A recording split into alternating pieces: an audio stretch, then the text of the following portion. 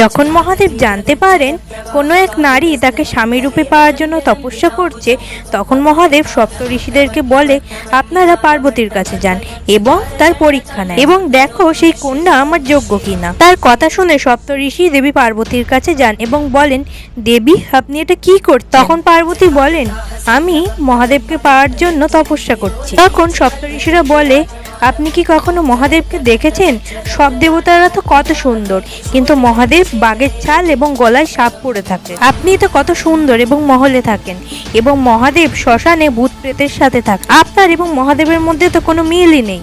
আপনি মহাদেবকে পাওয়ার আশা ছেড়ে দিন, আমি আপনাকে আরো সুন্দর বর এনে দেব। তখন পার্বতী বলে, আপনারা যাই বলুন না কেন, আমি তো মহাদেবকেই বিবাহ করব। এবং এই বলে আবার চোখ বন্ধ করে ধ্যানে বসে। তার কথা শুনে ঋষিরা প্রসন্ন হয় এবং বলা হয় 1000 বছর তপস্যার পরে পার্বতী মহাদেবকে স্বামী রূপে পেয়েছিলেন।